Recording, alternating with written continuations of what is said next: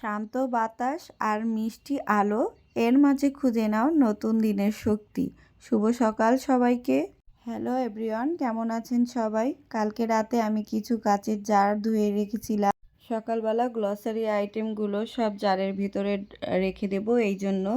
তো এখানে আমি তেল ঢেলে নিলাম। আমি সবসময় বাসায় 2 রকমের তেল রাখারই চেষ্টা করি। এর মাঝে সরিষার তেলটা আমার একটু বেশি লাগে, কারণ আমরা সরিষার তেল দিয়ে রান্নাটা বেশি করি। তারপরে আমি এখানে চাষি পোলার চালটা ঢেলে নিব। আমার কাছে চাষি পোলার চালটা অনেক বেশি ভালো লাগে। এই চালের পোলাওটা এত সুন্দর হয় যেটা মানে বলার বাহিরে। এই জন্য আমি সবসময় ট্রাই করি বাসায় চাষি পোলার চালটা রাখার।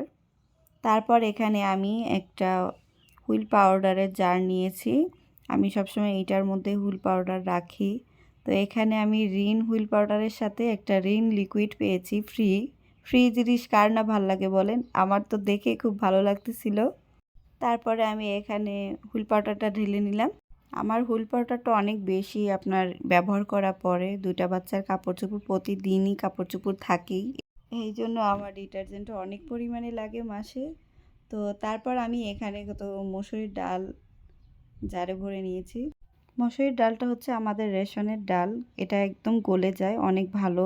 তারপর এখানে আমি মুগের ডাল নিয়ে নিলাম। আমার তো এগুলো অর্গানাইজড করতে অনেক বেশি ভালো লাগে। তারপর এখানে আমি বুটের ডাল নিয়ে নিয়েছি। আমি যেহেতু সকালবেলা প্রতিদিন রুটি বানাই, তো এই জন্য আমার ডালের পরিমাণটা বেশি লাগে। আমার ছেলে ডাল খেতে বেশি পছন্দ করে রুটির সাথে। তো এই দেখুন, আমি গুছিয়ে সাজিয়ে রাখলাম। কেমন লাগছে সবাই জানাবেন। আল্লাহ হাফেজ।